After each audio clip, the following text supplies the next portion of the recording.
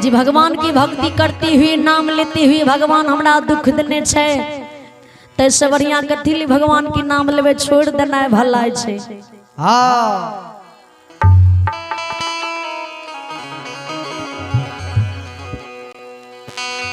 मानव के संसार में पाप में पक्का होय छे आ धर्म में धक्का लागे छे। आयो जी मानव जति भगवान की भक्ति करे छे वही मानव के परमात्मा उतनी दुख दा के जांचे छे जे देखिए ई मानव हमर सच्चा भक्त छियै कि नहीं छियै, ई मानव हमरा जांच में ठहरैए कि नहीं ठहरैए।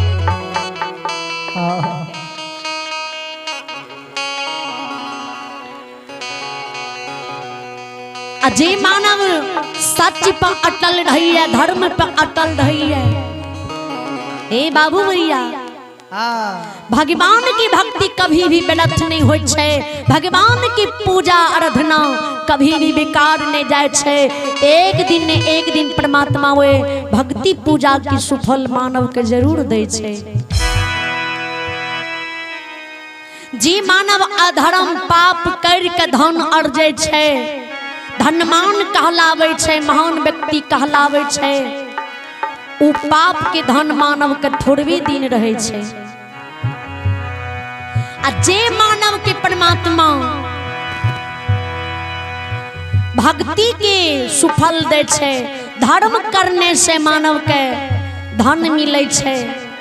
तो वही मानव के परमात्मा बेड़ा पार कर दे छे।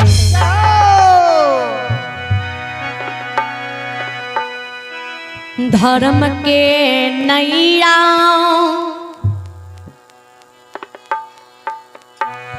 बेड़ा पार उतरइए भगवान यो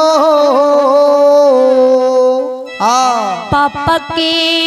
नैया माझे धार में अटकई छई।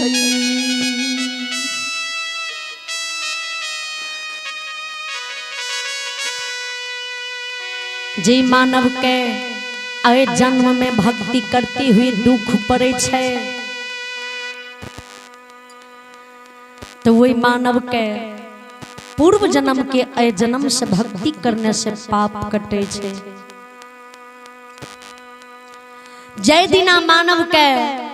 अय जन्म की भक्ति करते करते पूर्व जन्म की पाप कट जाए छे, अय जन्म की भक्ति एको पॉइंट बढ़ जाए छे तो वही दिना वे मानव के परमात्मा उद्धार कर दे छे। आ जय मानव के देखे हेबे दोसर के दुख दा के अधर्म करके पाप करके छीन ओछड़ करके चोरी डकैती करके आ फिर भी कुशल मंगल रहे छे तो समाज के लोग लगे पापी भाग भी कुशल मंगल से कुछो नहीं होय छे तो जान लियो ओकरा पूर्व जन्म की भक्ति कैल छे। जे आय जन्म में पाप करे छे तो पूर्व जन्म के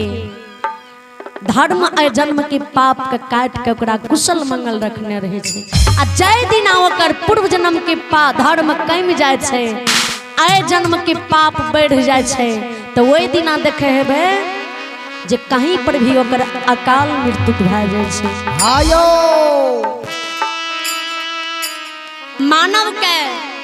दू आंख रहती हुई अंधा ये, मानव के दिमाग रहती हुई संसार में जानवर बनलिए। की करबे जुती बाबा के हे हो गए बार भैया तोरा पानी के उद्देश्य नहीं बतेना छत नहीं बतावी, लेकिन हमरा एहन ज्ञान नहीं दा जय ज्ञान से हमें पाप के भागी बन जेबे। तू हमरा कहे छो गोसाई के नाम सुने ले सुन ले कहा जब तक दुनिया में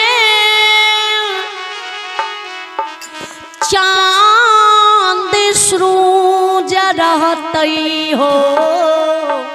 भैया जब तक यही दुनिया में गाय गंगा धर्म रहते हाँ जब तक यही अभागा ज्योति के ये घंट में प्राण रहते हे हो भैया हाँ आए काहियो ने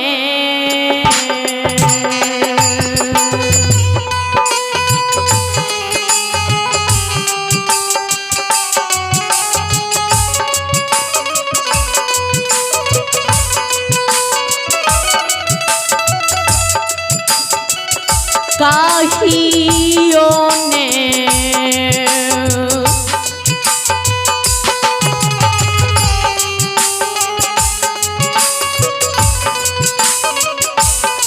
हे हो छोड़बे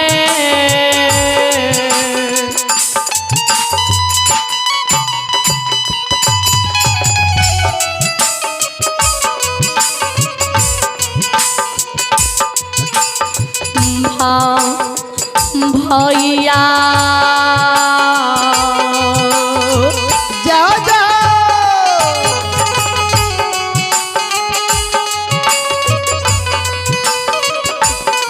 हे हूँ नहीं छोड़बई भगवान के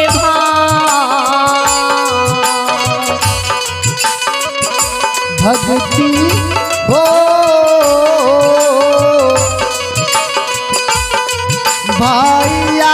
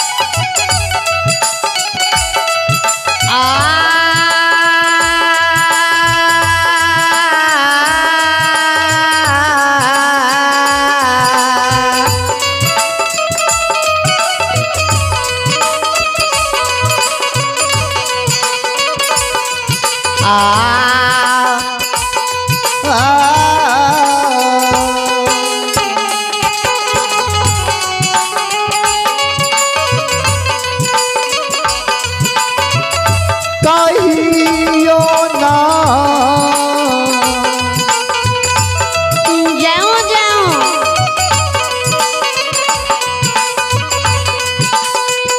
हे ओ भैया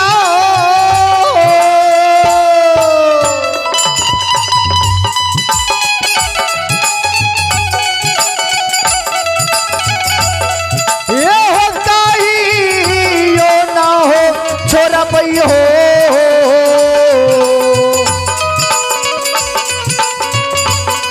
ए हो भगती हो साहो दारा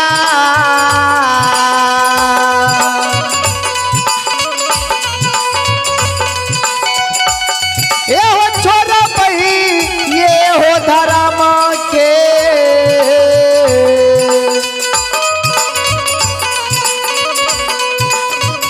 हमें हो भैया श्रोता में गेवा भगवान जुती बाबा के भैया ये तन से हमारे प्राण छूट जेते शरीर हमारे मिट्टी में मिल जेते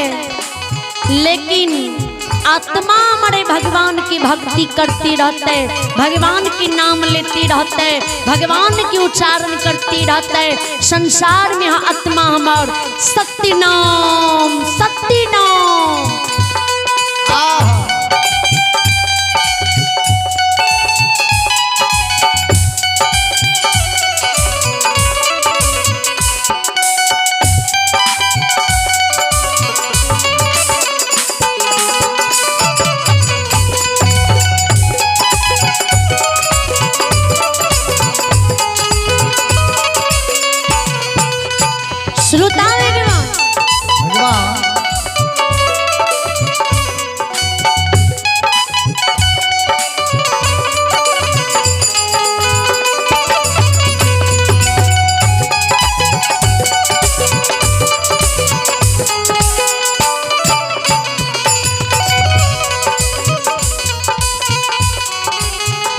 जुती बाबा घोड़े लूंग से कदली की बात ढाल कदली जंगल के चल दे त गाय के बारी रूप में धर्म डाल दबा के बजरंग बली आइए मौका मौका छे आइए जुती बाबू के हाथ से चंद्रबली राजा रानी का अचमित में उद्धार करबे के समय ये मौका ये ई मौका नहीं गमैना छे। राजा रानी 12 बरस से जुती बाबू के राह ही आबैये तो धोरे रू धर्मनाथ बाबा नी सुन हनुमान जी के गुस्से की करबे तो धर्मनाथ बाबा के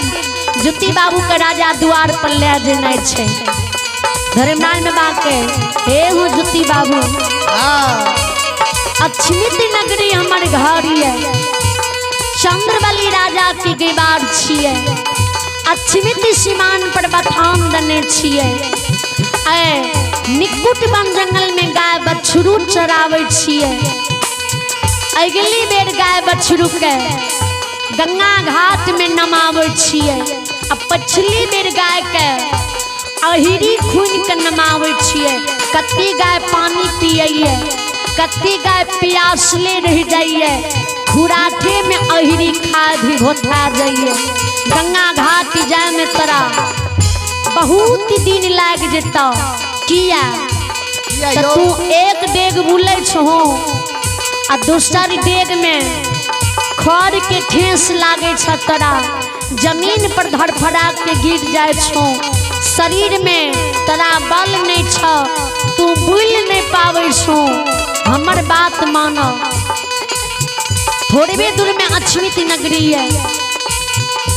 चंद्रबली राजा बड़ा धनवान पुरुष है सत्यवादी लोग है महान व्यक्ति है राजा अछमित नगरी में भूखा लेके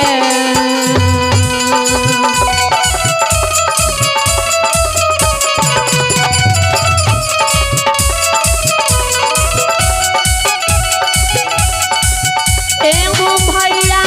भूखा लेके याना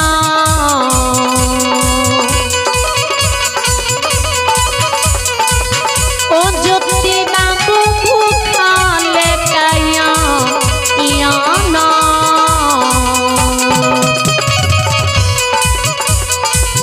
हे हो दैये हो राजा रानी सन बरिया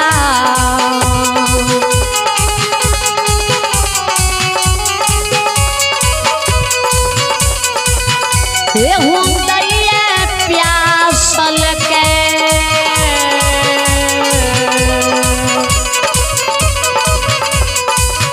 पानी हो राजा हो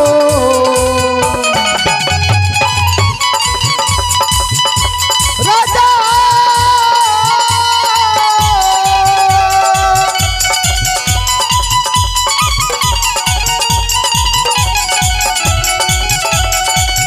ए हो जो जाती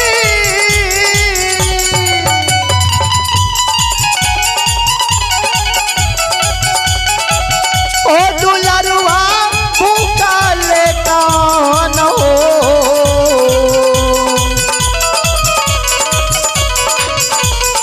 ए हो ज्योतिया भूखा लेता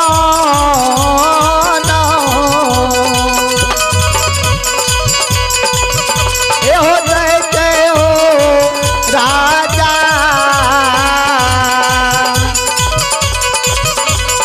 ये हो जय प्यासल का जाला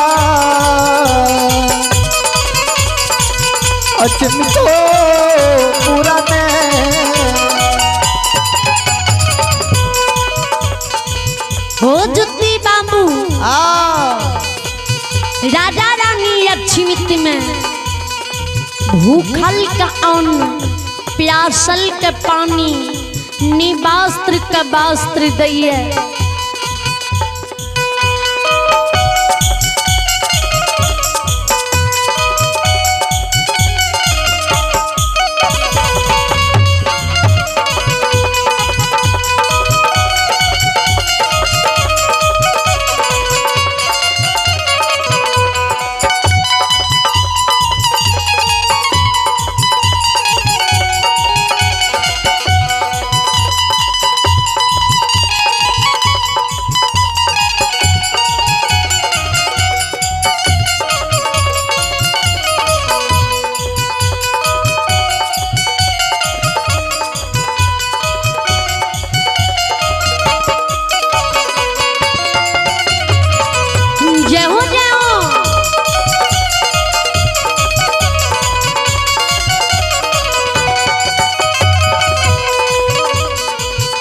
भैया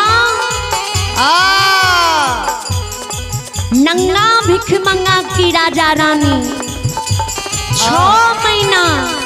बड़ास दिन बिलमा के राखिए। जय समान नैहर से बेटी के ससुराल के लिए विदागरी करिए। ओ समान राजा रानी नंगा भिख मंगा के 5 टुक वस्त्र तन पर दा के 6 महीना बरस दिन के गठरी लगा आगा पाछा भार दा के अक्षमिती नगरी से विदागरी करिए। बड़ा दानी बड़ा महान लोग बड़ा सत्यवादी लोग हे हो ज्योति बाबू राजा के द्वार तू अक्षमिती नगरी में जे भोने तो राजा एक बढ़िया कया के देख कर घृणा नहीं करता। राजा रानी तोरा अक्षमित में आगे भगवान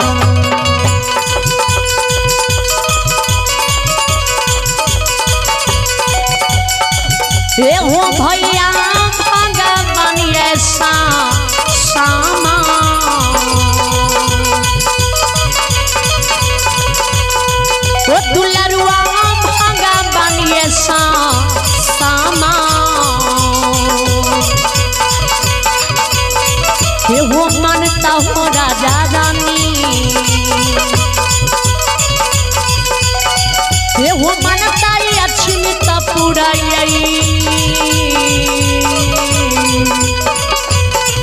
तोरा हो पूरा में जोतिया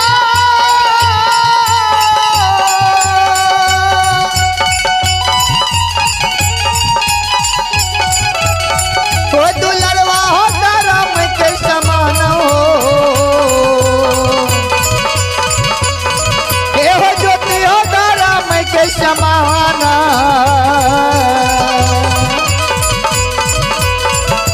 मानता हो ज्योति बाबू यो मानता हो अक्षमित पूरा हो पूरा में श्रोता भगवान ज्योति बाबा के कहे भगवान के समान राजा रानी तोरा मानता अतोड़ सेवा संस्कार करता। ज्योति बाबा धोरे रूप गोसाई बानी सुने आ ज्योति बाबा आंख से आंसू गिरे आ ज्योति बाबा के हे हो गाय के गेवार भगवान जी हमरा सुख लिखती है ने तो हम पोपिये नगरी में सुख भोगती है ई दुख के लाके कदली के बात नहीं धरती है भैया।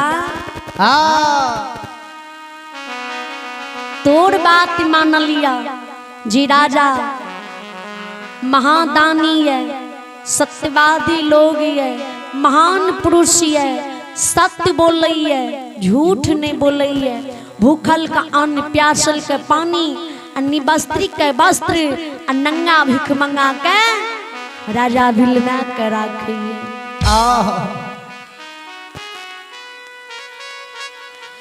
लेकिन हम जे राजा के द्वार पर कोर कुष्ठ ला के जेबे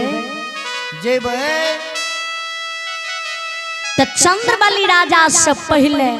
राजा के दरबार में जे राजा के सिपाही गेट गेट पर पहरा दे होते सिपाही नौकरी खटे होते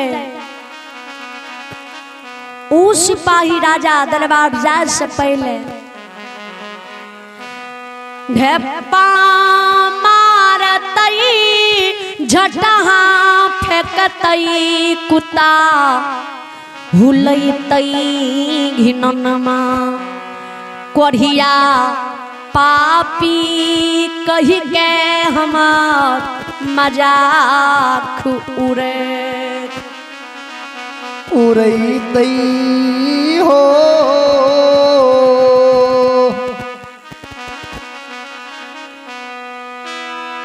घिननमा कह के कहते भाग भाग रे कोढ़िया अंजतिया जल्दी से राजा के दरबार से भाग जो, तोहर कढ़िया सिंह हमरा लग जात। इज्जत गंबैले मजाक उड़ावेले, हम राजा के द्वार नहीं जेबा।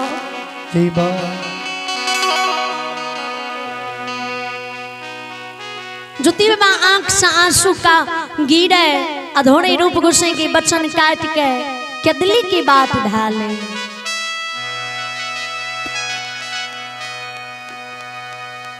धर्मलाल ने बाग के हुलमान जी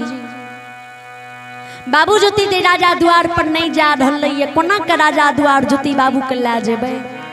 धर्मलाल ने बाग की बानी सुन हुलमान जी के गोसाई सब नाच यहाँ खुदे नचावे छिए, अहाँ सब की नहीं होय बला ये हर अनुभव काम का अहाँ संभव कर दे छिए। लीला करे दियो आ ज्योति बाबू के मती कह लियो, केदली बात छोड़ा के ज्योति बाबू के अक्षमित के बात राजा द्वार के रास्ता धरा दियो। हुलमान जी बानी गुस्से सुने धर्मराज बाबा लीला धारी लीला करे दे, माया रूपी गुस्से माया का विस्तार कर दे। वे सुनो सुनो बाबू भैया सुन बई,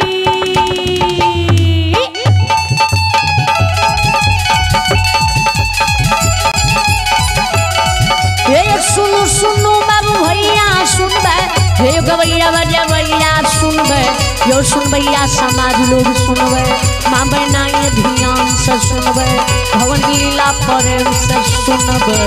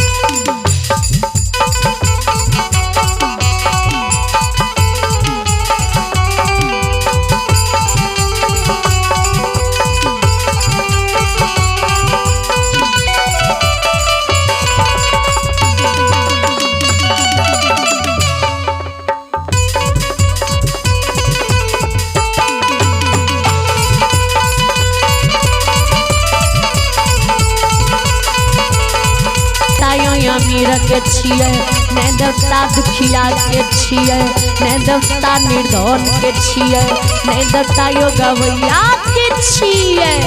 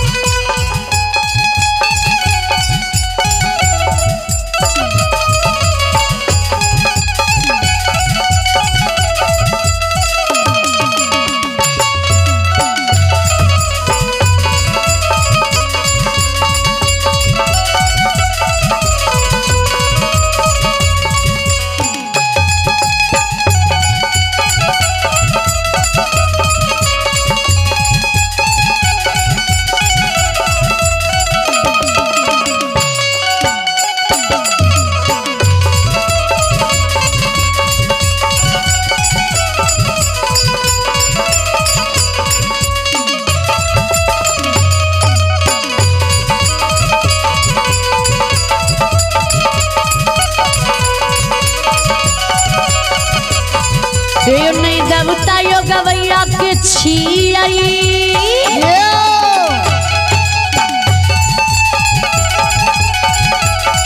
ए यो ने देवता यो गवैया के छिए ने देवता बजी भैया के छिए ने देवता सुनवैया के छिए ने देवता सर समाज के छिए ने देवता मरवारी के छिए ने देवता हे सेठ के छिए ने देवता साहूकार के छिए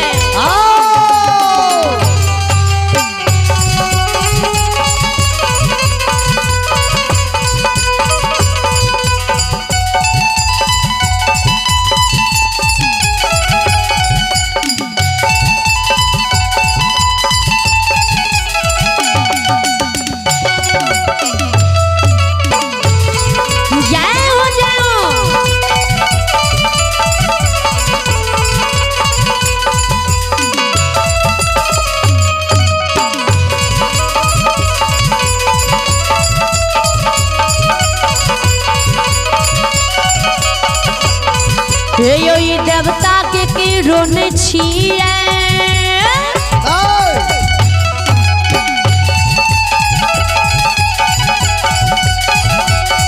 यो ये देवता के रोने छिए जो कोई मन से भक्ति करबे जकरा भक्ति में देवता रिझता बिगड़ल काम के बनाइए देता जल जमीन में वृद्धि देता घर परिवार में सुमति बनेता दैन जगीन से बच्चे में रहता वजह गोझ के चलने नहीं देता ज्ञान के दीप सरस्वती जलेता भोलाबा भंडार के भरिए देता यो यो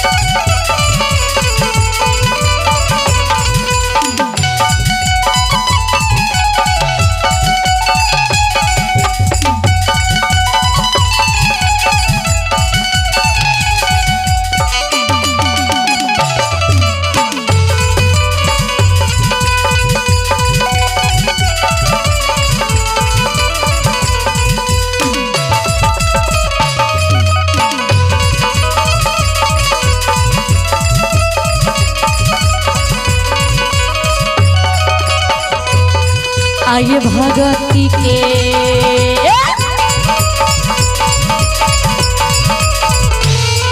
आइए भगती के बस में भगती के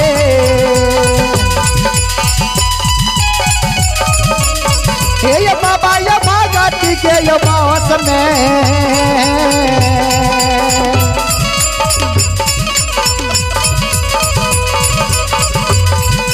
बसयो समाज बाबा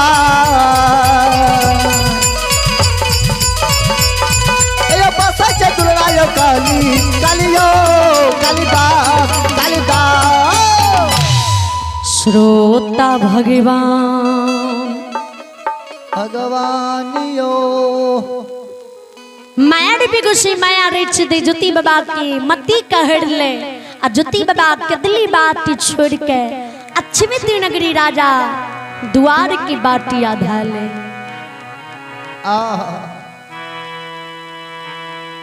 राजा द्वार जी ज्योति बाबा छेल दे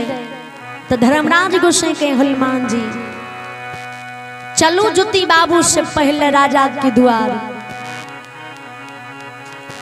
आ राजा रानी के ज्योति बाबू के आवे के सूचना दे देवे जी बाबू ज्योति के अपमान अक्षमित में नहीं होते हनुमान जी गोसाई बानी सुने तुरंत तैयार हुए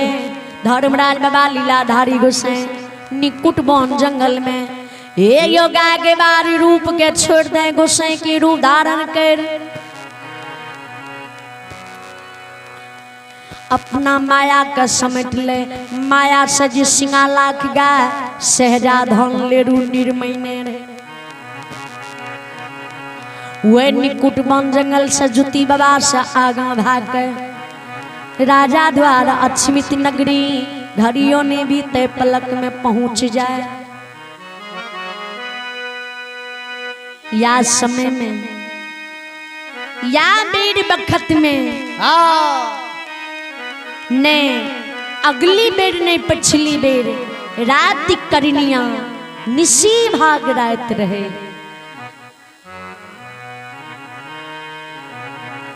भगवान लीलाधारी जे अछूती नगरी राजा चंद्रबली के द्वार आवे तो वह समय में राजा रानी दोनों जीव गिरी भवन में लाली सेज पलंग पर सुतल रहे। चंद्रबली राजा के हवेली के चारों बगल से ग्रिल लागल रहे। गेट गेट पर पहरू 100 सिपाही पहरा जगावे।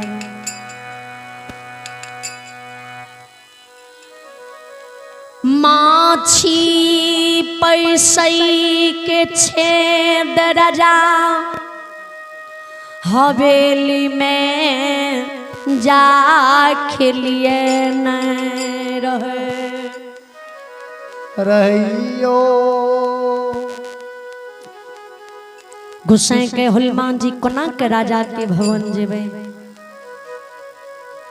कोना के राजा रानी के जुती बाबू के आवे के सोचना सपन देवे। कोनो युक्ति हनुमान जी हमरा बता दिया। हनुमान जी के गुस्से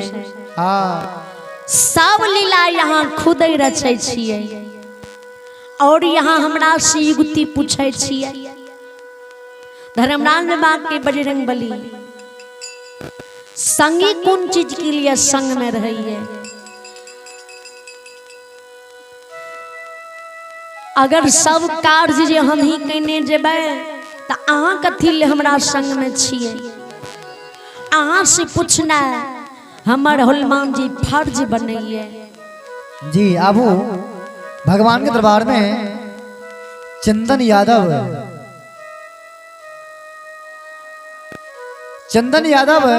ग्राम श्रीनगर है। दानी के ओर से 500 रुपए की दानिया है। बहुत बहुत साधुवाद है दानी के।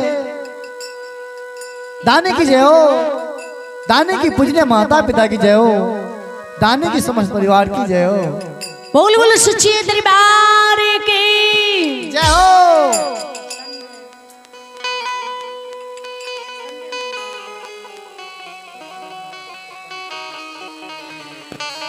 चंदन जी बाबू 501 रुपया कल का ये दान धर्म की नाम मन से दाया करियो धर्मेरा हो तुरा चढ़ू चढ़ी के धर्मेरा हो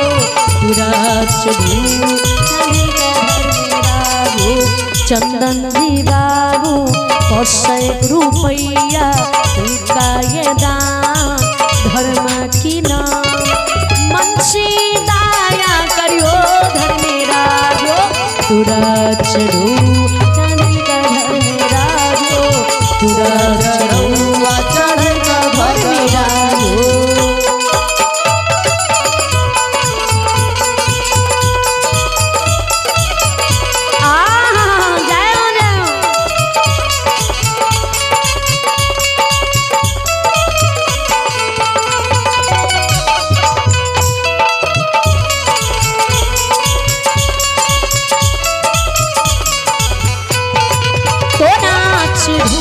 चढ़ल का धर्मेरा तोरा चढ़ौआ चढ़ का धर्मराज हो। तोरा चढ़ुआ चढ़ल का भगवती तोरा चढ़ुआ चढ़ल का शेरवाली तोरा चढ़ौआ चढ़ का शेरवाली हो। तोरा चढ़ुआ चढ़ल का धर्मेरा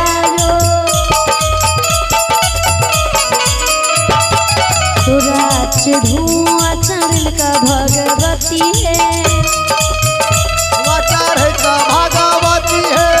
दानी के मनसा पूरी हो धर्मेरा हो तुरा चढ़ू चढ़ का धर्मेरा हो तुरा चढ़ू चढ़ का भगवती तुरा चढ़ू चढ़ का धर्मेरा हो मन से हृदया धर्मेरा हो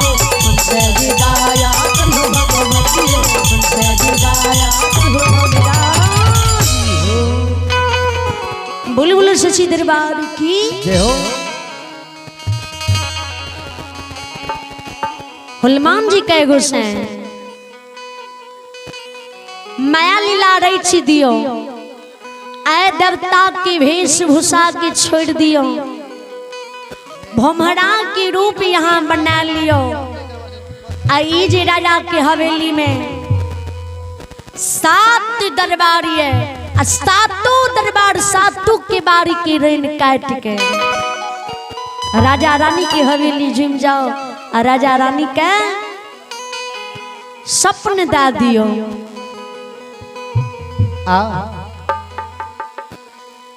हे यो हनुमान जी बानी धर्मराज भगवान सुने लीला धारी लीला करे दे माया रूपी धर्मलाल बाबा आयो लागल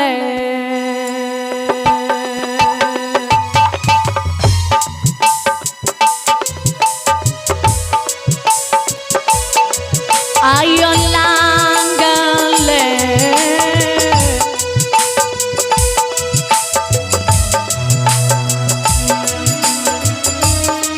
हे योंदे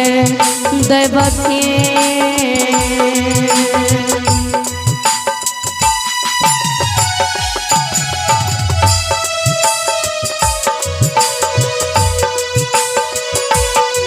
आज मती आयो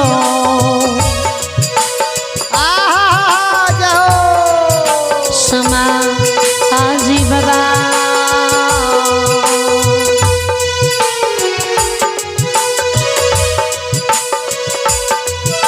यो फिरल धारम के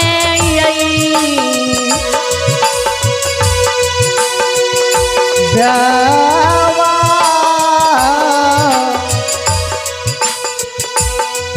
देवा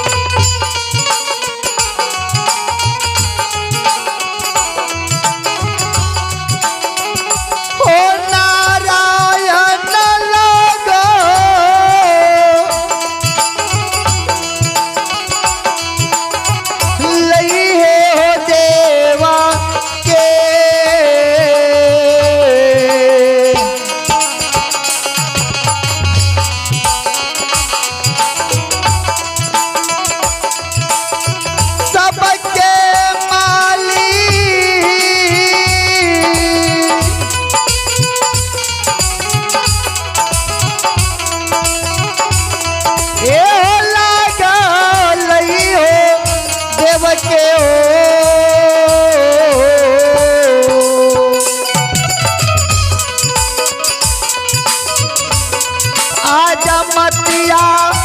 ओ समाज बाबा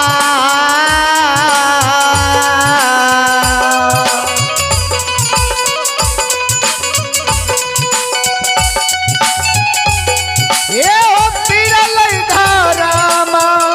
केरा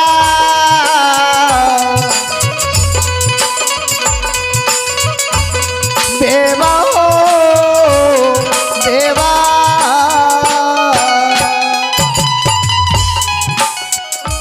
श्रोता में गिवा लीलाधारी लीला रेछ दे देवता रूप छोड़ भमरा रूप बना ले और 7 खंड के बारी रैन काटे राजा रानी हवेली झूम जाए राजा रानी सिरहन में लाली सेजी पलंग पर घुसे बाबा बैस जाए भमरा रूप छोड़ दे और देवता के रूप बना और राजा रानी से घुसे सपन में जवाब करे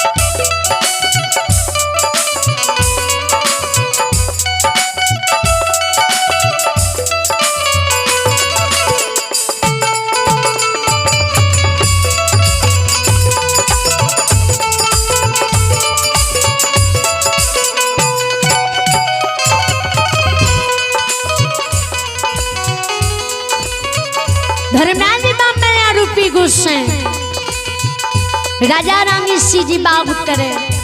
हे हो राजा चंद्रबली, हे है रानी चंद्रावती। आ सती बतिया तोरा बता रहलिया ये, सती सपन जगा रहलिया ये। ए बात का शब्द के झूठ नहीं मानी हो। राजा जय गुरु गोसाई, ज्योति बाबू के नाम सुन सुन के तू दोनों जीव सारी रात विचार करे छो आ डाली साज के राखे छो जे होती प्रात अक्षमित से पोपी जेबे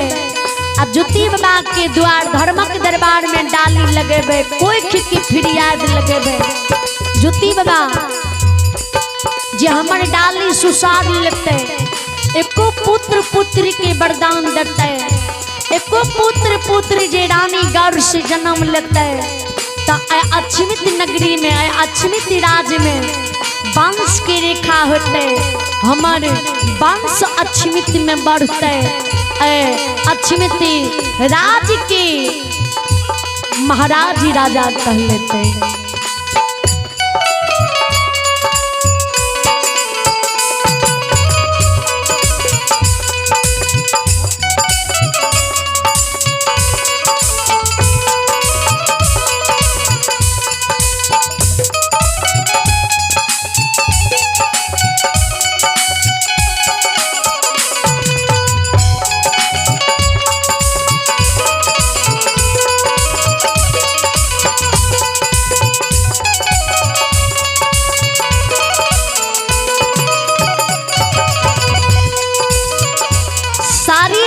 विचार करे छो होती प्रात होती सुबह, राजा रानी तू दोनों जीव भूल जाए छो। आ भगवान तोरा ऊपर दरेज गेलैये, आए तोरा ऊपर राजा रानी भगवान की कृपा भाग गई। आ भगवान राजा रानी तोरा भक्ति में रीझ गई। ए यो राजा रानी आवा गुरु ज्योति बाबा बीना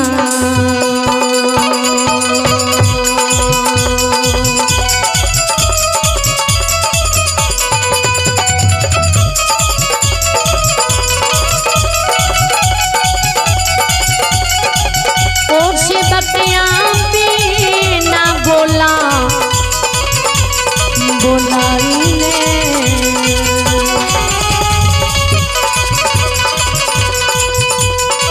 ये राजा रानी बिना बोला बोलाई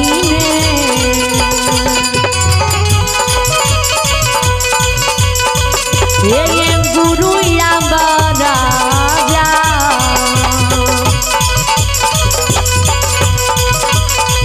ये राजा तोहारे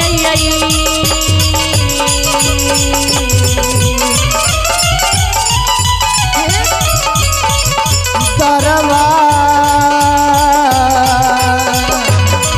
केहू राजा हो बिना बोलने हो।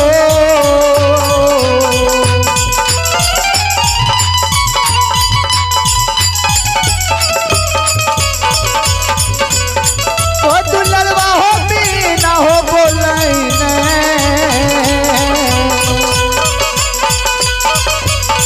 ए गुरु या बहो राजा हो,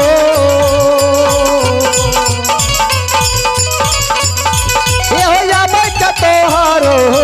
दर हो दरवा दरवा। राजा रानी बिना बोलने बिना दल हकार की गुरु ज्योति बाबा तोरा द्वार अक्षमित नगरी आब रहल।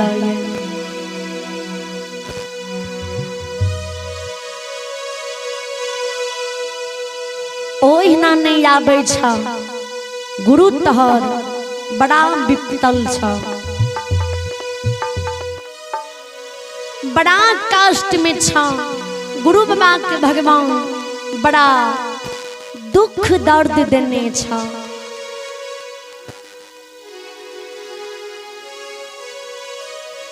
हे हो राजा तोर गुरु भगवान के चुक में चुक गला ये भगवान तरा गुरु के कंचन काया तोड़ के कोर कुष्ठ बना देने छ बिना निंदी बिना नारी बिना अन्न बिना जल बिना जुड़ी बिना चाहे चिन्हल लोग यम चिन्ह सोदर विरान के एक दो दिन नहीं एक दो महीना नहीं एक दो बरस नहीं 12 बरस के दिल्ली लिखने छ तोर गुरु 12 बरस की कौल लाग के किदली जंगल जा रहा है राजा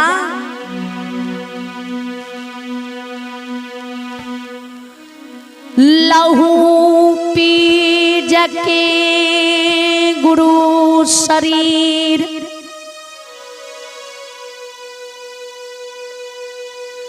शरीर से बहई छा गिराह गिराह में नंगरा पिलू खोता लगईन छाओ पूर्व हवा बहई पश्चिम गन्हाई पछिया हवा बहई पूर्व गन्हाई जय हो जय हो जय हो उत्तरा हवा बहई दक्षिण गन्हाई माली दक्षिण हवा बहई उत्तर गन्हाई आहा जय हो सिरा बटा तुरा गुरु के लोग नहीं बुलैया तोरा गुरु के देख के लोग अलगे रास्ता काट के रास्ता छोड़ दिए या दुर्गति काया ला के थोड़ गुरु ज्योति बाबू है हो राजा रानी तोरा द्वार अक्षमिति नगरी आब रहला है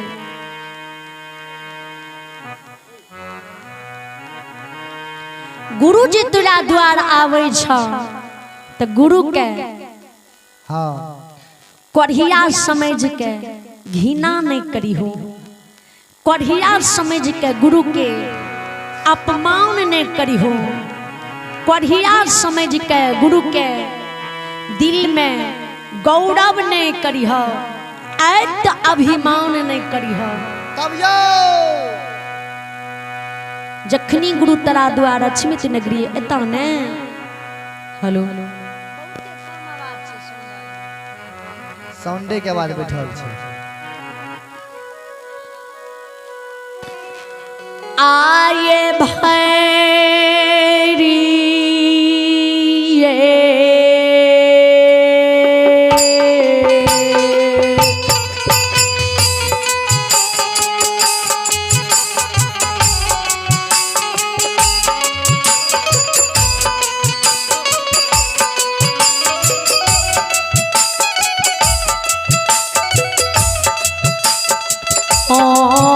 सेवकिया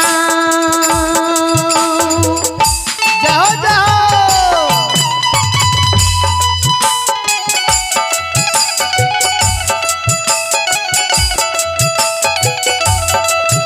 आय भैरी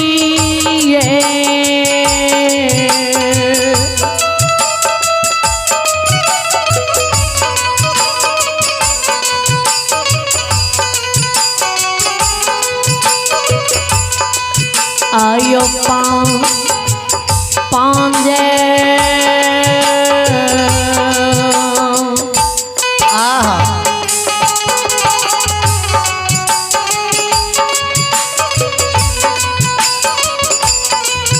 ये यो पाख रखे राजा रामी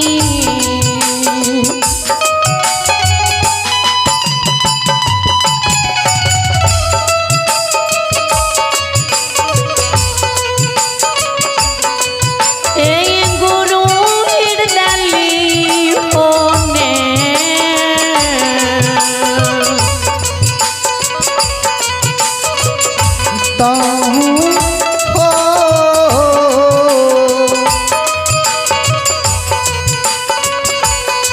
हो लगा।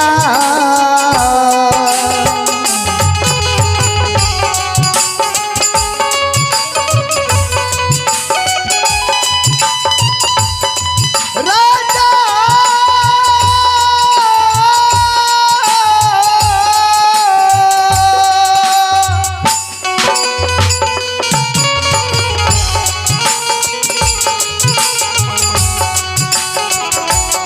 हे दूल्हा सारुआ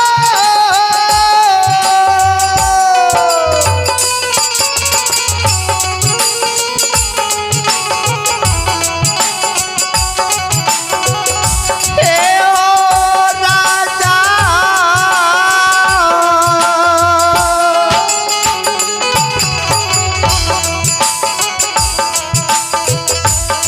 हे ओ गुरु वही कहो पकेरा क्या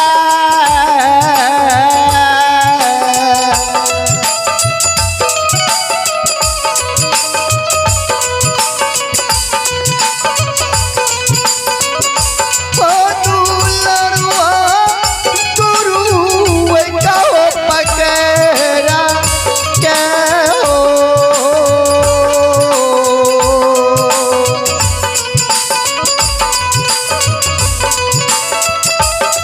ए होला बिहा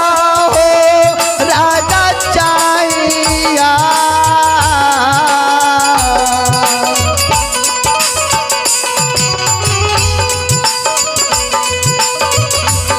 ए होला बिहा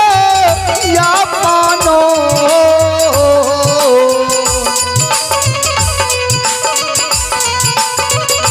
आबा हो महा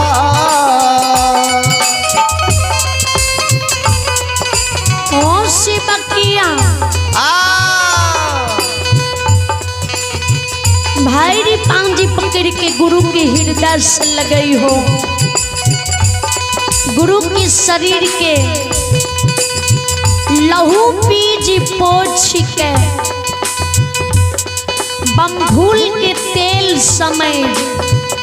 अमृत समय शरीर में औसी हो,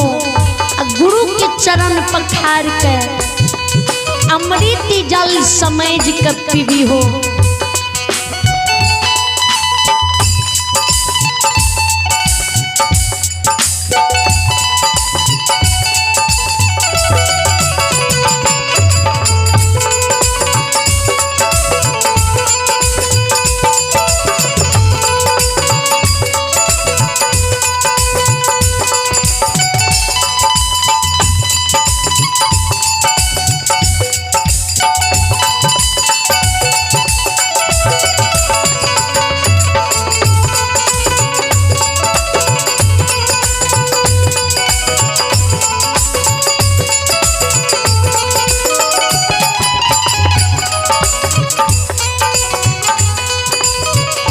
मन से सेवा गुरु के करी हो, गुरु के सेवा करे में गलती त्रुटि नहीं करी हो, गुरु का कोनो चीज के कमी होइल नहीं दी हो। मन से सेवा जी गुरु के करबो न तोरा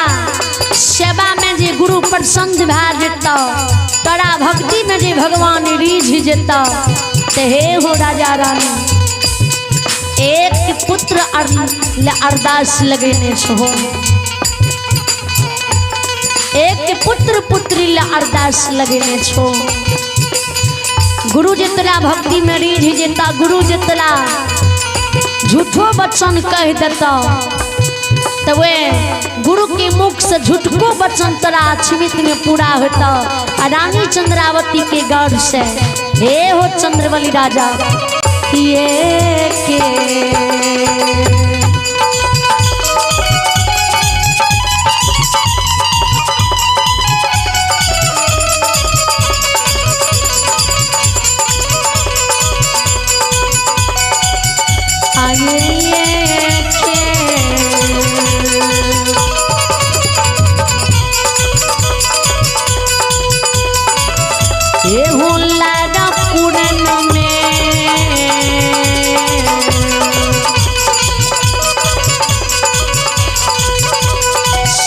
सखिया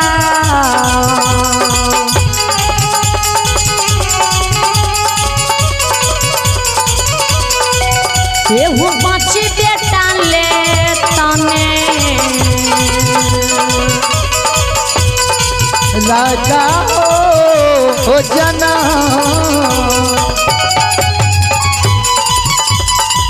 ए जना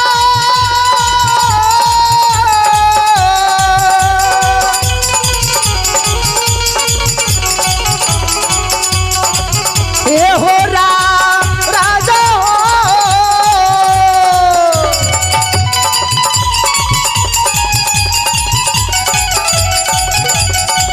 ए हो राजा ये के हो लारा हो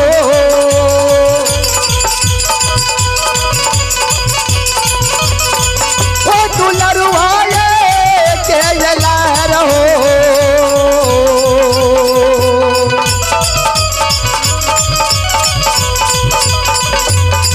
आप पुरन से हो राजा रानी हो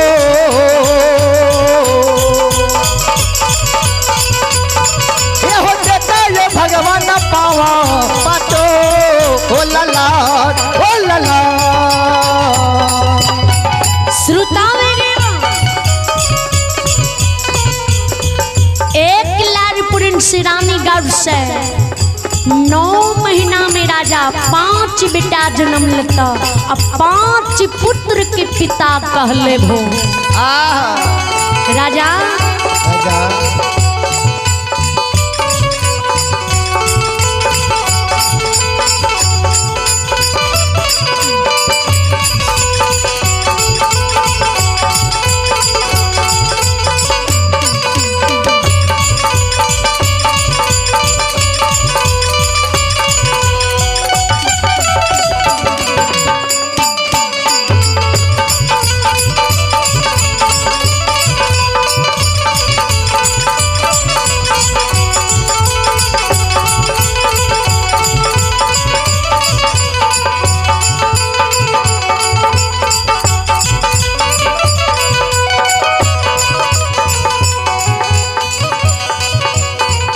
गुरु के सेवा करबो राजा गुरु बचन दत्ता तब राजा आ जो राजा समझ के सोचबो जे हम राजा छिए आ उ कढ़िया भिखमंग छिए गुरु के कढ़िया कया देख के अपमान करबो अति करबो दिल में गौरव करबो गुरु के मान सम्मान गुरु के भक्ति पूजा गुरु के सेवा नहीं करबो तो अवरी के चुक में जी राजा तू अक्षमित में चुकबो तो जिंदगी भर चुकले रह जेबो आए जन्म में पुत्र पुत्री के आंख नहीं देखबो जय हो आबू भगवान के दरबार में श्री ठाकुर जी दरबार में संजय भक्ता बैजनाथ दाने की ओर से 21 रुपए की दानिया है। दाने के चरण के बाद में कोटि कोटि नमन है। दाने की जय हो, दाने की पूजनीय माता पिता की जय हो, दाने की समस्त परिवार की जय हो।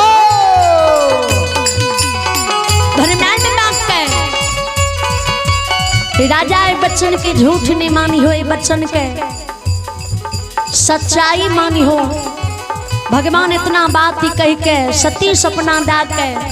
दैवी आलोपित हुए और चंद्रवली राजा लाली सेज पलंग पर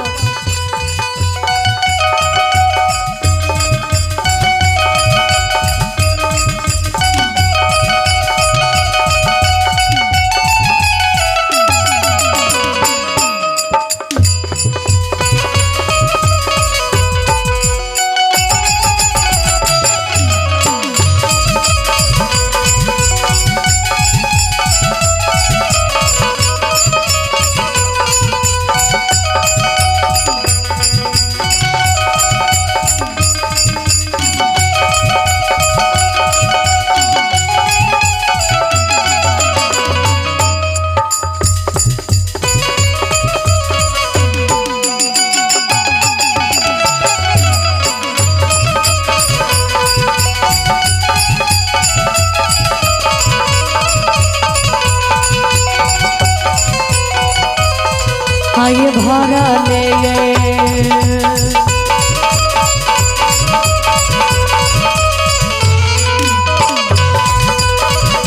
यो राजा यो भर ले यो नींद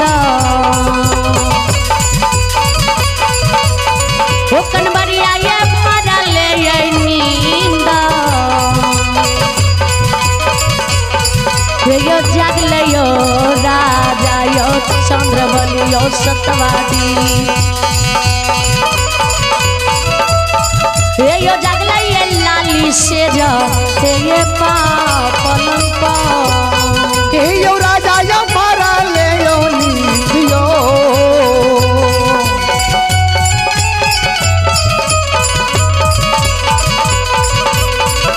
यो जागल यो राजा चंद्रवली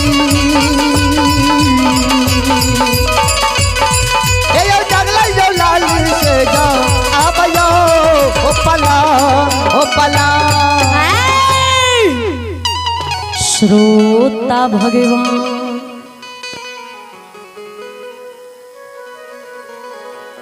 चंद्रबली राजा जागे मन मन सोचे दिल में छुगने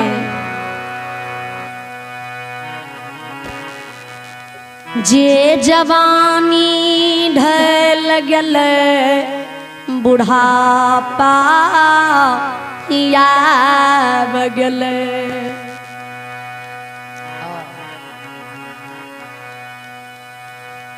भगवान कहियो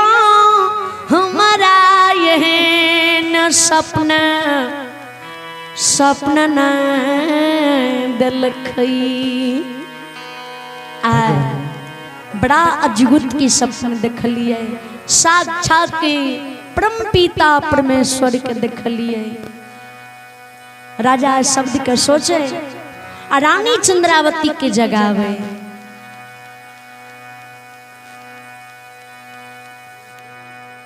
दुलरिया जागू जागू लाली सेज पलंग पर जागियो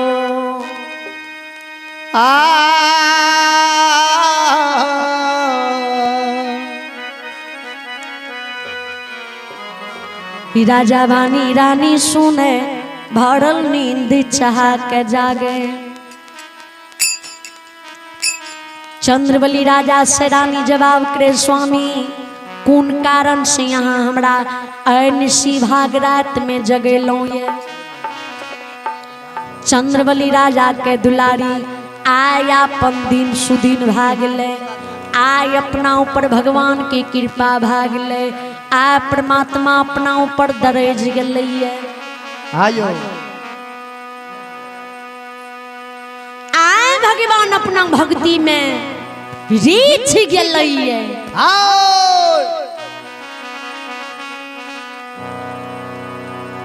रानी चंद्रावती के स्वामी कौन एहन सपन देखलिए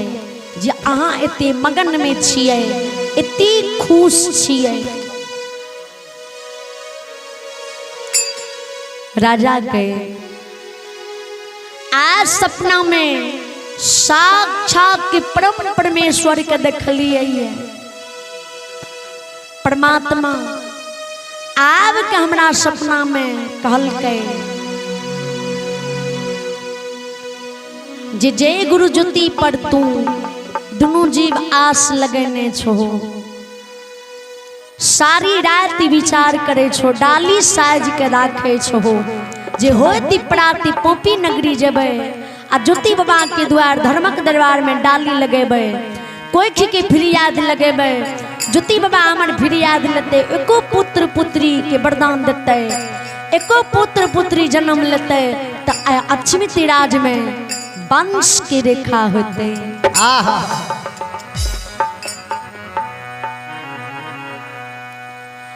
आयो गुरु ज्योति बाबा बिना बोलने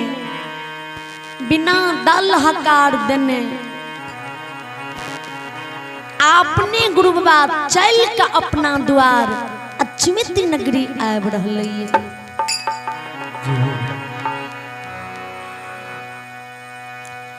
लेकिन एक बात की दुखी है जी गुरु बाबा जे भगवान की भक्ति करे रहे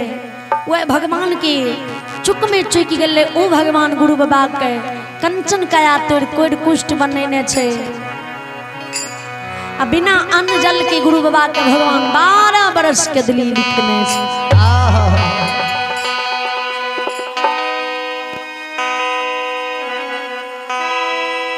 गुरु शरीर में कोई कुष्ठ फूटल छे गिराह गिराह में नंगरा पिल्लू खोता लगेने छे लहू पीज के पमार बहे छे 10 मन माछी गुरु बाबा के शरीर पर भन भन करिए वह काया कला के गुरु बाबा खेदली जेते आ केदली जा रहले आव्या काया ला के अपना द्वार भी आब रहले दुलारिया गुरु के दिल में राखबई मन से सेवा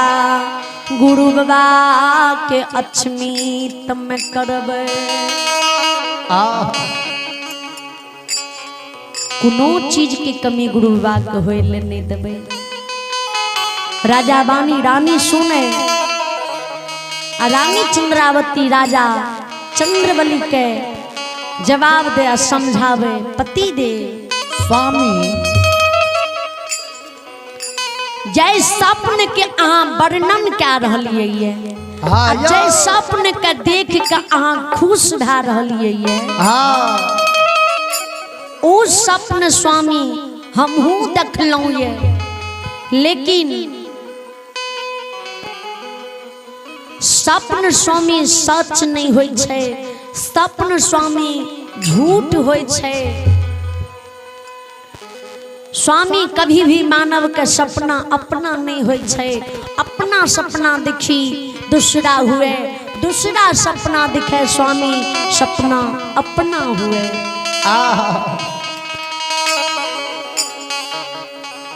कथिल झूठ मूठ के सपन पर विश्वास करके अहाँ नींद खराब करे छिए राजा के ई सपन झूठ नहीं छे ई सपन सच्चाई छे अहाँ के विश्वास नहीं है त नहीं करू लेकिन हमरा पूर्ण रूप से विश्वास है जे आय गुरु बाबा अपना द्वार पर चल के आब रहलै हे यो रानी राजा के समझावे राजा रानी समझने से नहीं समझे राजा घर गिरी भवन से बाहर भा जाए दौड़ के राजा सिंह दरबार चल जाए जैसे आसन पर बैस के राजा भला बुरा के फैसला करे ओए आसन पर चढ़ के राजा बैस जाए ऐसन आवाज लगावे दरबार में जना की लागे आकाश में तरका तड़क रहलैए पूरा आवाज खोल के राजा हवेली में आवाज सर सिपाही मुंशी दीवान के दे के सिपाही सुन विलम्ब नहीं करे हमारा आवाज सुनते ही जल्दी सिंह दरबार में हाजिर हुए विचार करवे राजा बानी राजा की सिपाही सुने सिपाही जे पहरा दे बंदूक भोला फुरसा लाके सिपाही हाथ से बंदूक भोला फुरसा छूट जाए मुंशी दीवान जी भवन में सुतल रहे पलंग पर मुंशी दीवान राजा आवाज सुन के पलंग पर से धड़फड़ा के जमीन पर गिर जाए जे जय राजा की आवाज सुने से तय दरबार मार के सिंह दरबार पहुंचे सौर सिपाही मुंशी दीवान नौरी नफरनी सब राजा के लग में कल जोड़ के सिर झुका के खाड़ रह जाए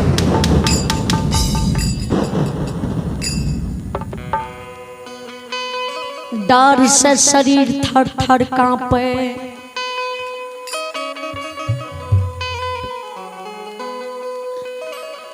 सब सिपाही के केकरा पहरा में जगावे में गलती अपराध भेलौ ये जे आ राजा बड़ा गुस्सा से दरबार में बोललकै ये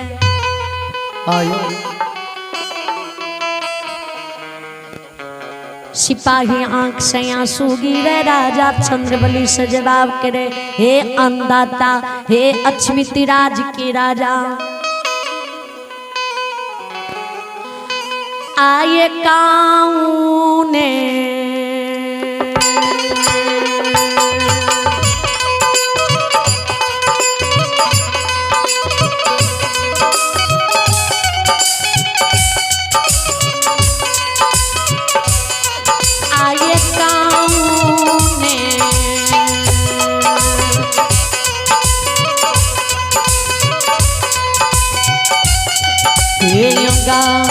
गलती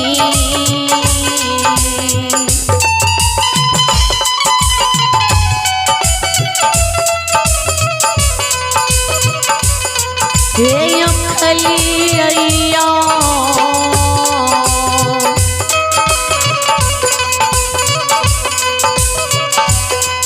जिम्मेदार दरबा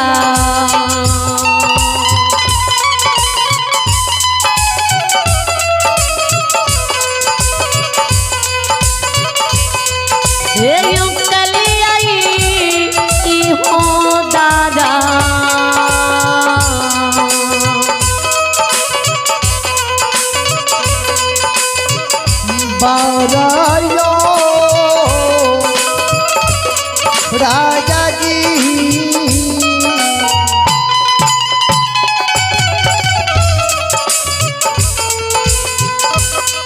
राजा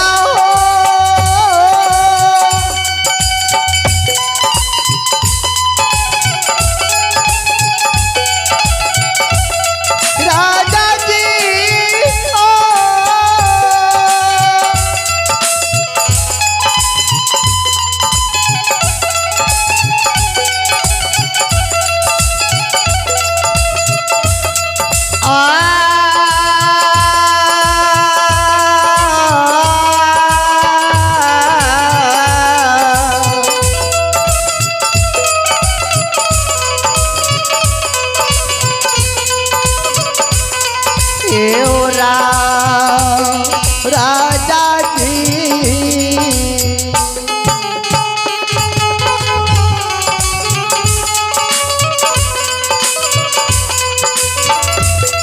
के हो कौन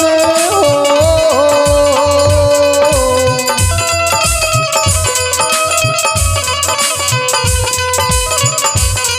यो कालती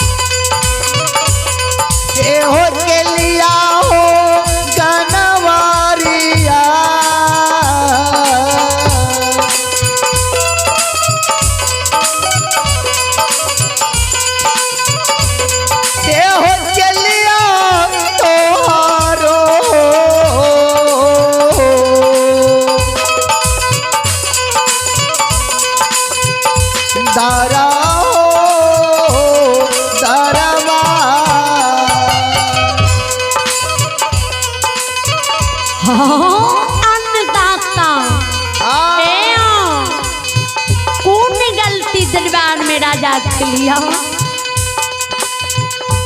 की कुने दुश्मन अक्षमिति राज पर राजा चढ़ाई कर देने छे हे ओ राजा तोरा दरबार में नौकरी खटैत खटैत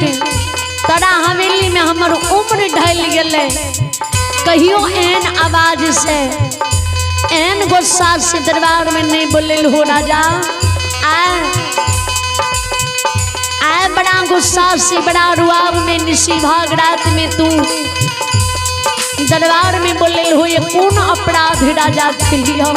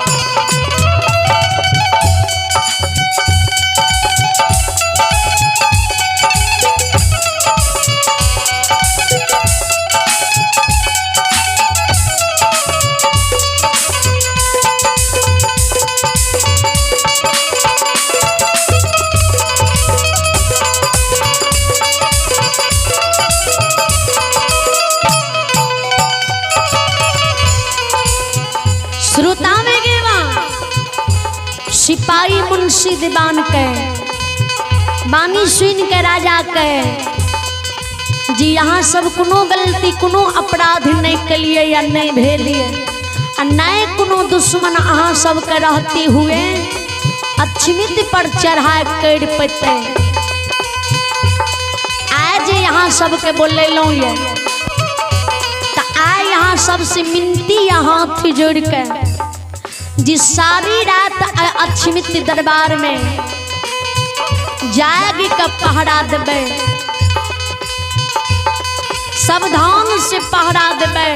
कियो दुर्बल मुसाफिर कोढ़िया अक्षमित राज दक जी गुजरत तो ओकरा प्रेम पूर्वक आदर समान बोली विचार प्रेम की भाषा बोल के दरबार में नहीं अबे अपमान नहीं करबे द्वार सजाए नहीं देबे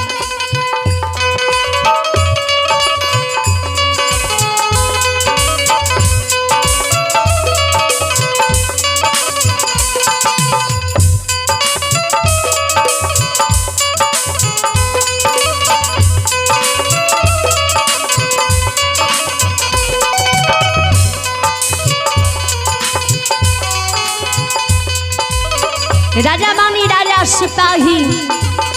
अपना अपना ड्यूटी पर चल जाए और सब सिपाही जाग के पहरा दे चंद्रबली राजा गुरु की बात ही आवे खान राजा भवन जाए और खान राजा भवन से बाहर हुए और खान राजा सिंह दरबार में खार भाग के गुरु की बात ही आवे कखानी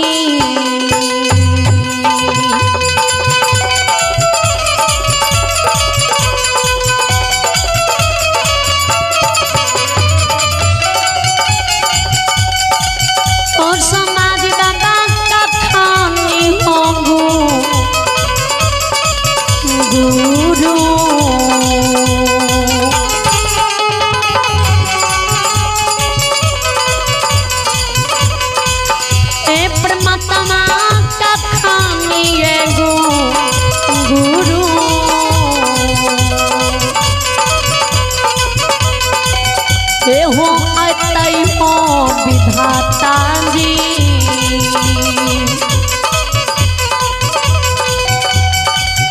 हे हो गुरु हमारो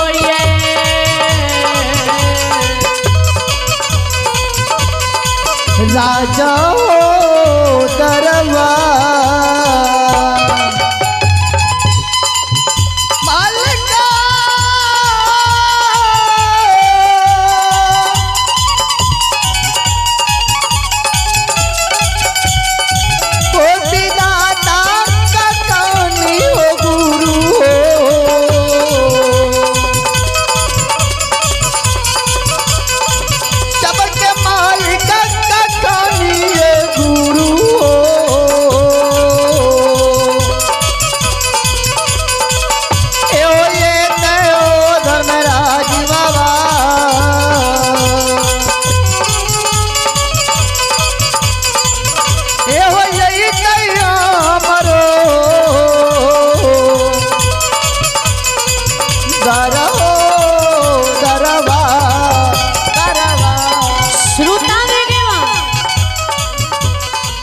राजा गुरु की बात आवे रानी चंद्रावती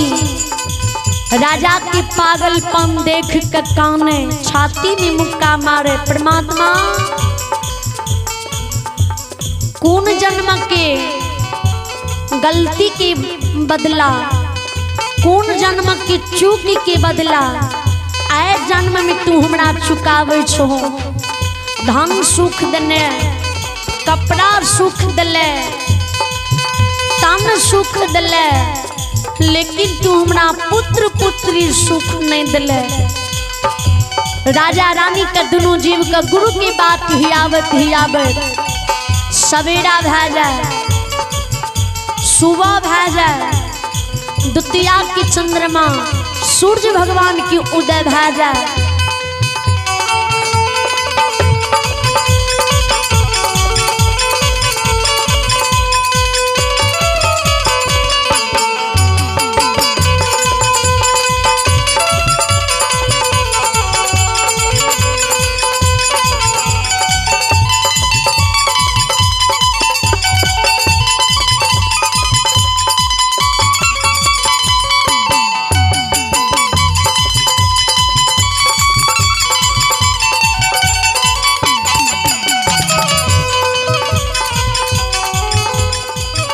तैयो तक जे जुती बाबा राजा द्वार नहीं पहुँचे तो चंद्रबली राजा द्वार पर माथा हाथ दाग के बैठ जाए। गुरु की बात ही आवे राजा काने कल्प कहे परमात्मा हकीकत में सपना झूठ हुई है, हकीकत में सपना सच्चाई नहीं हुई है। जो सपना झूठ हुई है तो कथिल तू हमरा सपना देखेला। हकीकत में रानी चंद्रावती हमरा समझावे स्वामी सपन पर विश्वास नहीं करूँ, सपन झूठ हुई है। तब रानी बचन काट के ऐ सपन पर विश्वास कर हम गुरु की बात ही लो। तैयो तक गुरु बाबा हमरा द्वार नहीं है।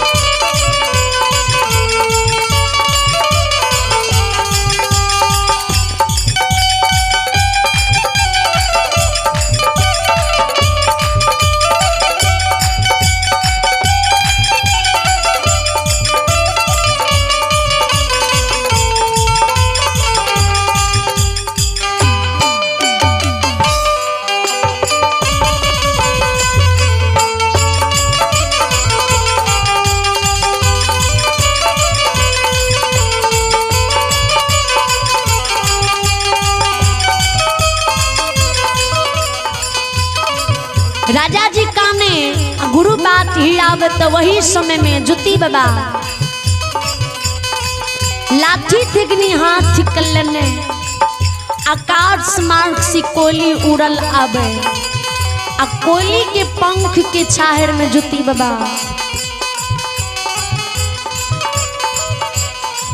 हाँ ये तू घरा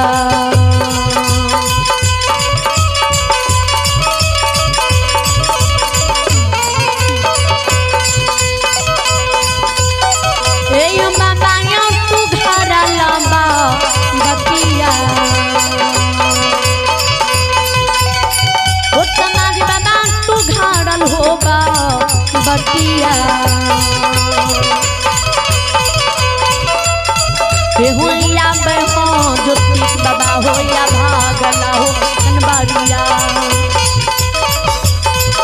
होया मैया राजा के हो दो दुआ हो बाबा हो तू गारा लवटिया हो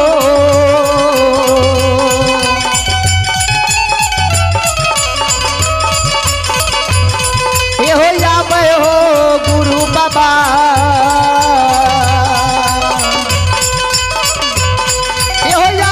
राजा के दर हो दरवा दरवा श्रोता भगवान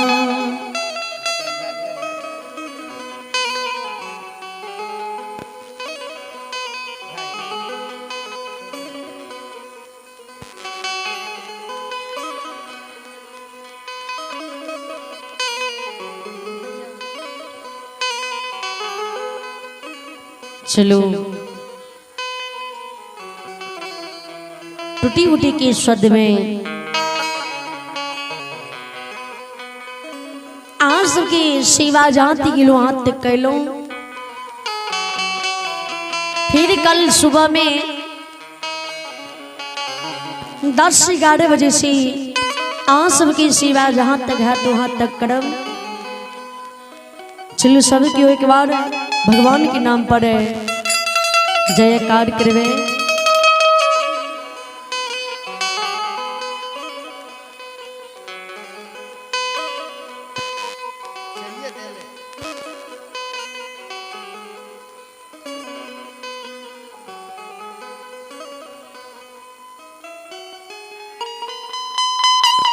भोर में बजाय ठमा सागा सुन ले।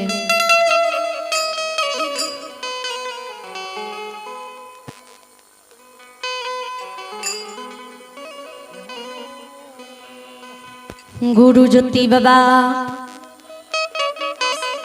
राजा द्वार की लगो लाग जो आवे,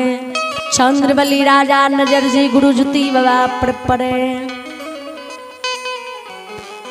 हे राजा तन पर की चादर कते गिरले, कुनो होश हवास नहीं रहले। राजा भवन में रानी चंद्रावती का आवाज दे, दुलारी जय गुरु के बात सारी रात रही लिए। ओ गुरु बाबा अपना द्वार की लगो लाग पहुँच गए। आ यहाँ अपना हाथ से लोटा मांग पवित्र जल भरने, आ थाली लाग के जल्दी सिंह घर से बाहर हबू। हे यो राजा बानी रानी चंद्रावती सुने, उस समय में रानी चंद्रावती स्नान कर सिंगार घर में जा रानी के पटरानी, रानी के सुलहो सिंगार बत्ती सो आवरण करे रहे। चंद्रावती राजा आवाज जी सुने त सुलहो सिंगार के तन पर से नोच के जमीन पर फेंक दे। दरबार मारे चंद्रावती लोटा मांझ के पवित्र जल भरे। जय हाथ से रानी कहियो ने अपना सजल भर कर पीने रहे। ओए हाथ से गुरु बाबा के लिए लोटा में मांझ के जल भरे। आ सोना के थाली हाथ कले, आगा आगा राजा चंद्रबली, पाछा से रानी चंद्रावती, अतः पछा से राजा के सोर सिपाही, नौरी नफरनी मुंशी दबान। दरबार मारने गुरु बाबा लगे झूमे, चंद्रबली राजा काटल गाछ समान गुरु चरण पर गिर जाए। गुरु ज्योति बाबा के भैर पांज पकड़ के हृदय से लगाल। गुरु ज्योति बाबा जी राजा के पिन्हाव ओढ़ाव चाल चलन बोली विचार के देखे सुने। तो ज्योति बाबा चिन्ह जाए जे गाय के बार या राजा के वर्णन करके लागई है, या राजा चंद्रबली रहे। तो ज्योति बाबा कहे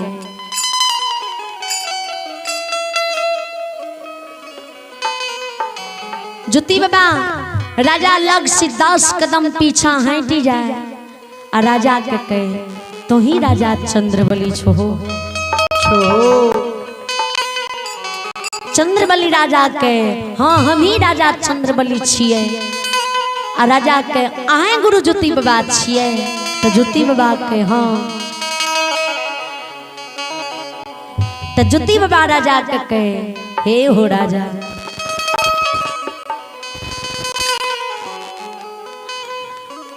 सुनला में सुन लिया, पढ़ल लिखल ज्ञानी पुरुष छो, राजा हो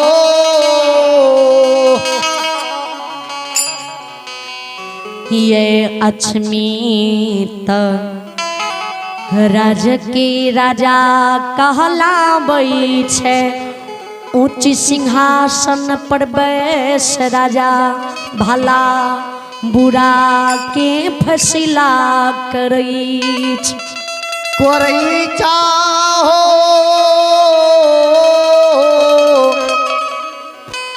चंद्रवली राजा हो,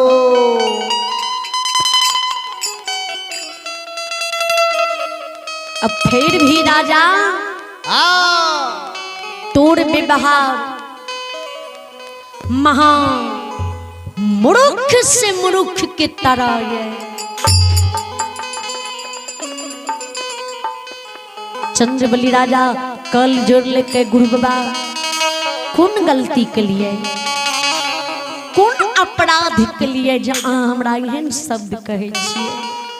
ज्योति बाबा के राजा सुना सुना तोरा पास तनियोटा ज्ञान नहीं छा, छा तोरा पास तनियोटा बुद्धि नहीं छा। हे हो राजा तू जे हमरा ई भैर पांज पकड़ के हृदय लगावे छो, तू जे हमरा कोढ़िया शरीर के लहू पीज पोछ के तू अपना शरीर में औसे छो। तोरा ज्ञान नहीं छा, नहीं छा जे दुनिया में ए हो राजा बांझिन के परोछ लागे ये आ कोढ़िया के लसींग लागे ये।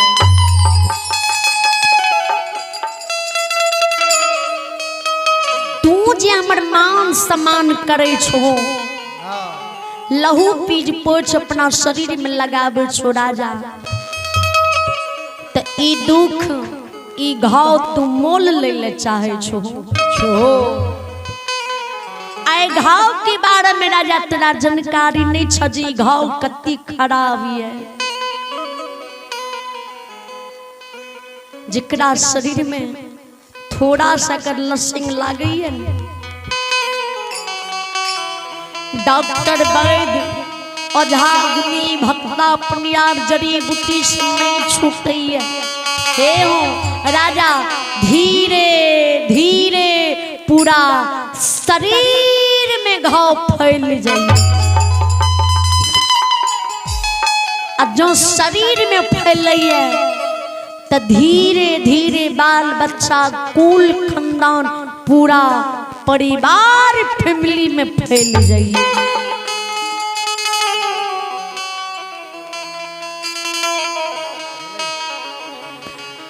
राजा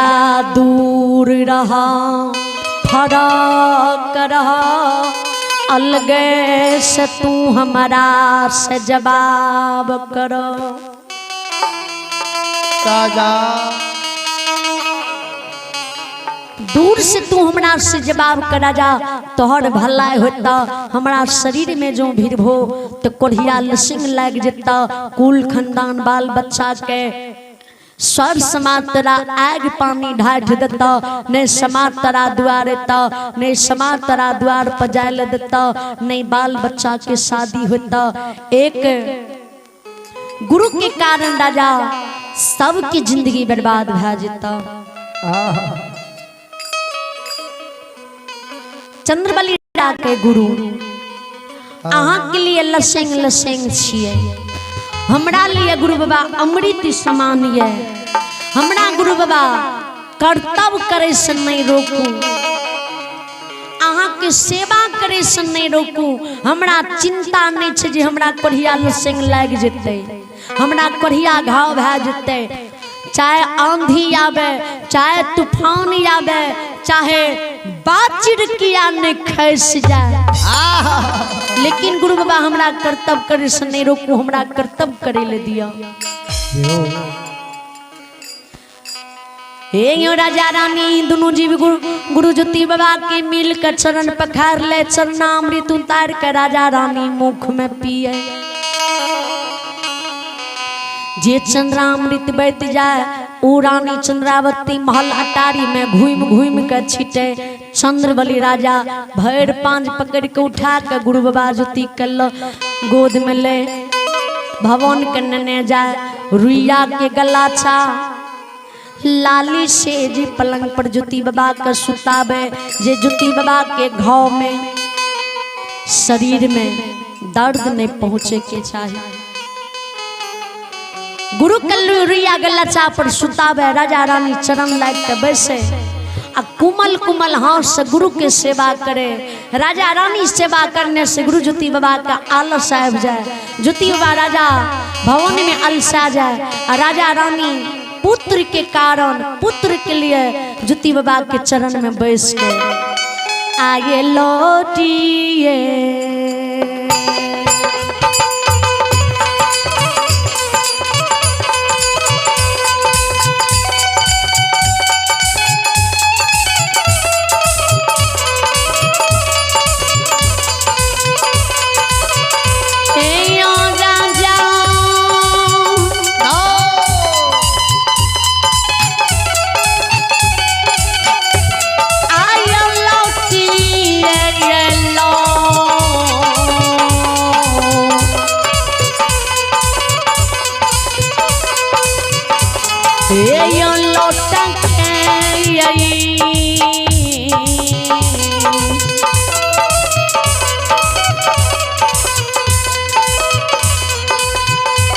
हे यो कान्हैया राजा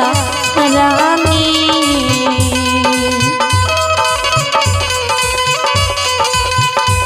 हे यो कान्हैया गुरु बाबा के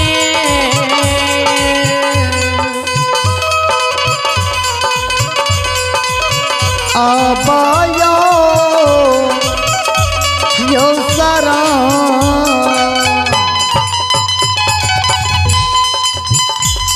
ये सारा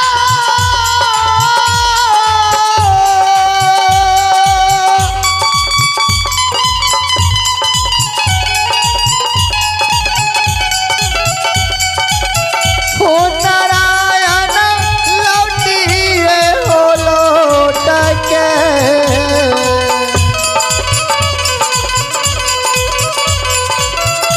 ये यो कान्हे यो राजा रानी ओ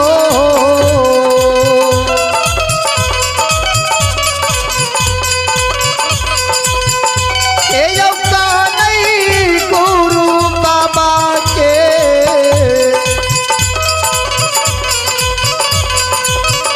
आबायो यो सारा श्रोता में राजा रानी आंख आंसू ज्योति बाबा चरण पर गिरे ज्योति बाबा जे अलसा गेल है ज्योति बाबा नींद से जाग जाए और राजा रानी की मुख पर ज्योति बाबा नजर पड़े राजा रानी मुख लहारे और ज्योति बाबा राजा रानी के कहे हो शिवकिया तोरा अक्षमित नगरी में कोनो चीज के कमी नहीं देखे छिया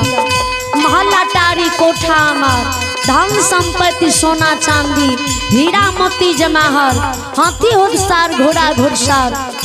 नौरी नफरनी मुंशी देवान 14 कोष की राज राजा तोरा कोनो चीज के कमी नहीं देखे छिया राजा कौने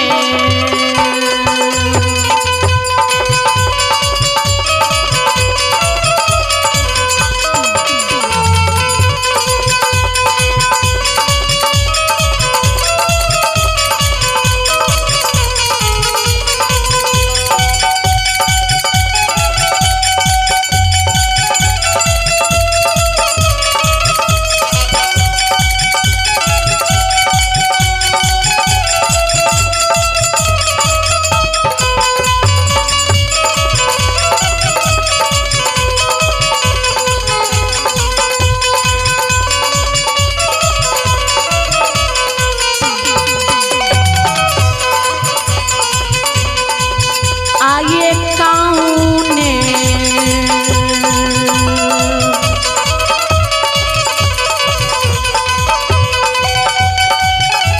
यो राजा कौने ये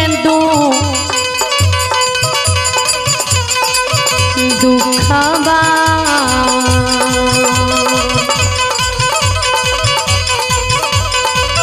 उससे बकिया कौने ये दुखबा ये छला ये राजा रानी ये छला राजा या छमिता ये आबायो पूरा हे हो राजा चला ये चला उससे बकिया कौने ये दुखबा हे हो परला हो राजा रानी हो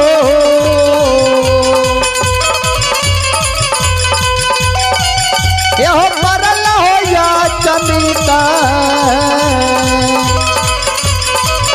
अब हो हे हो बोल बोल सच्ची दरबार की जय भक्ति विशली भगवान की जय जय जय श्री सीताराम।